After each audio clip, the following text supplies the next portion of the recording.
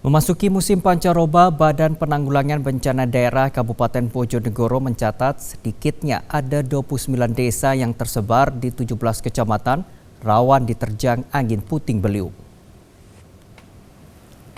Sejak 2 pekan terakhir, hujan deras disertai angin kencang melanda sejumlah wilayah di Kabupaten Bojonegoro, Jawa Timur. Khususnya di Desa Ngumpak Dalem, Kecamatan Dander, hembusan angin kencang berlangsung sekitar 30 menit hingga membuat warga panik. Meski tak sampai menimbulkan korban jiwa, namun terjangan angin menyebabkan kerusakan ringan pada sejumlah rumah warga. Kerusakan rata-rata terjadi di bagian atap, genting yang jatuh dan pecah tersapu angin. Selain itu, angin kencang juga menyebabkan beberapa pohon tumbang sehingga sempat mengganggu aktivitas warga. Badan Penanggulangan Bencana Daerah Bojonegoro langsung melakukan peninjauan ke lokasi. BNPB mencatat daerah rawan bencana angin kencang tersebar di 29 desa yang ada di 17 kecamatan. Masa peralihan dari musim kemarau ke musim hujan atau pancaroba di wilayah Bojonegoro diprediksi terjadi pada akhir bulan September hingga pertengahan Oktober 2020. Warga diimbau untuk waspada, terutama saat sedang berkendara saat turun hujan.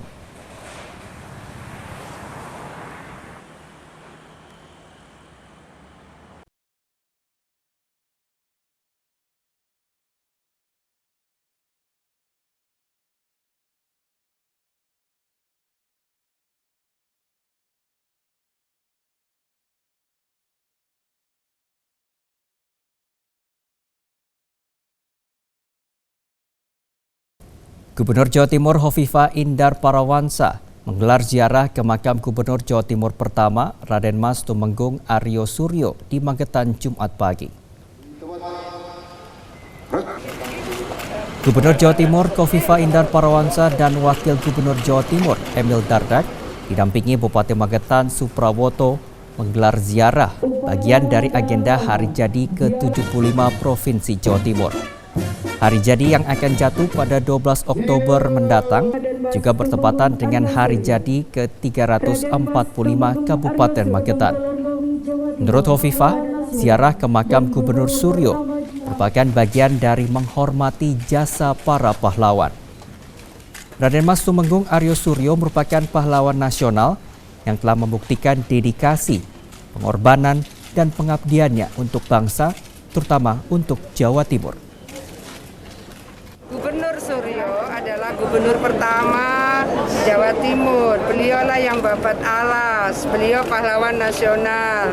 Oleh karena itu, kita warga Jawa Timur seukianya pandai menghormati seluruh jejak perjuangan, pengorbanan, kepahlawanan dari yang mereka sudah tanamkan untuk Pemprov Jawa Timur. Selebihnya tentu kita berharap milenial Jawa Timur juga terus mengikuti keteladanan para pejuang, pahlawan, mereka yang sudah mendedikasikan hidupnya dan nyawanya.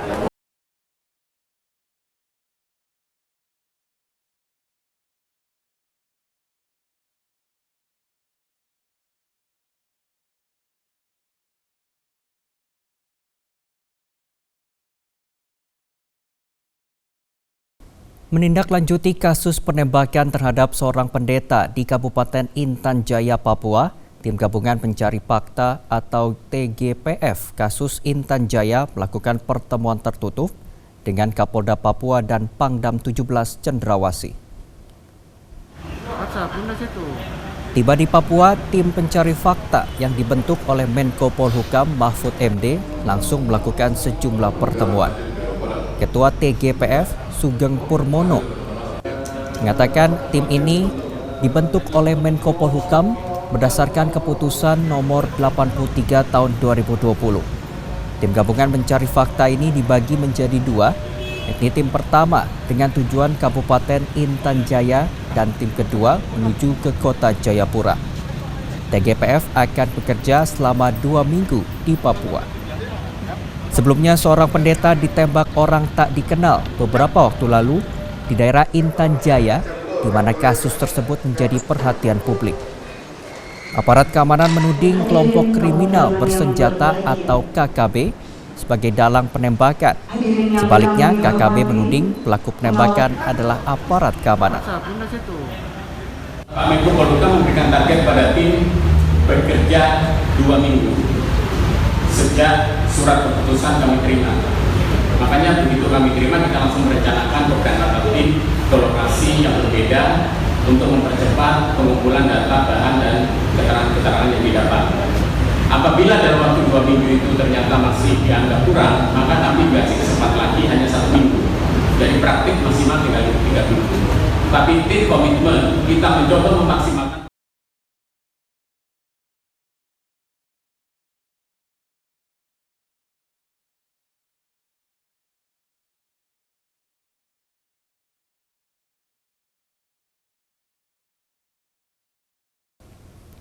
Oknum politisi Partai Kebangkitan Bangsa atau PKB yang menempati kursi Komisi A DPRD Bojonegoro hari ini ditetapkan sebagai tersangka oleh Satreskrim Polres Bojonegoro atas dugaan KDRT terhadap istrinya.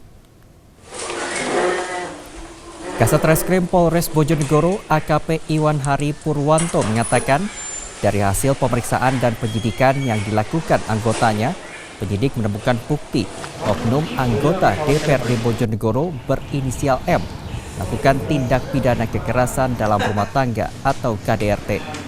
Salah satu bukti yang menguatkan adalah rekaman CCTV di rumah korban. Akibat tindak kekerasan tersebut, korban mengalami patah tangan di bagian kiri. Petugas masih terus mendalami dan memeriksa saksi dan tersangka. Sementara terlapor masih belum dilakukan penahanan. Satreskrim Polres Bojonegoro menetapkan tersangka dengan inisial M, di mana tersangka melakukan tindak pidana kekerasan dalam rumah tangga sesuai yang dimaksud dengan pasal 44 ayat 1 dan 4 Undang-Undang Nomor 23 Tahun 2004 tentang penghapusan kekerasan dalam rumah tangga.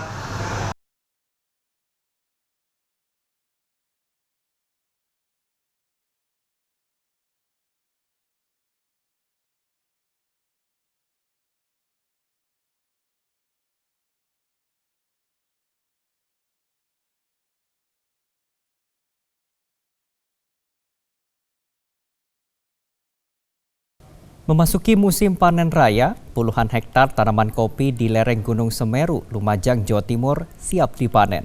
Kopi organik yang memiliki cita rasa yang khas ini menjadi primadona panen tahun ini. Dan informasi berikut sekaligus mengakhiri jumpa kita dalam Satu Nusa. Saya Dot Vidyadi, terima kasih atas perhatian Anda. Jawa Post TV, paling Indonesia. Sampai jumpa.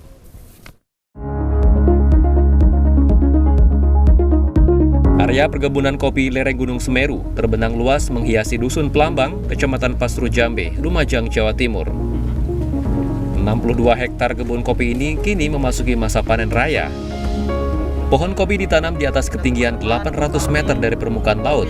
Hal ini memiliki suhu yang cocok untuk jenis tanaman kopi Robusta. Bedanya, kopi di daerah ini ditanam dengan pola organik, sehingga bagus untuk kesehatan karena tidak mengandung pupuk kimia.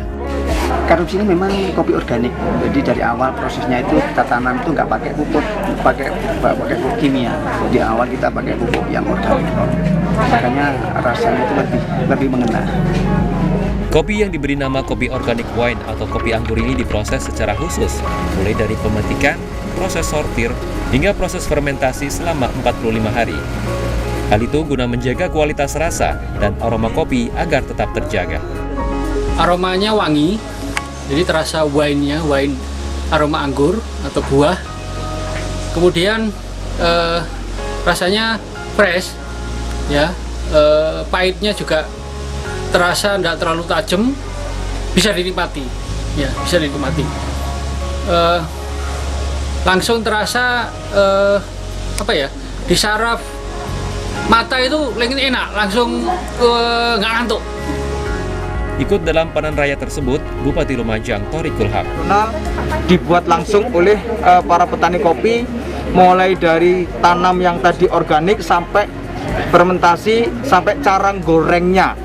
Nah, ini yang kami pemerintah akan lebih dimunculkan supaya memang mereka membuat kopi itu dengan cita rasa yang spesifik, yang khas dengan proses pembuatannya tadi itu. Tiap kali musim panen tiba, panen kopi organik wine ini bisa mencapai 500 ton. Pemerintah setempat berjanji akan membantu pemasaran agar kopi asli Lumajang ini mampu menembus pasar global. Ahmad Arif, JTV, Lumajang, Jawa Timur.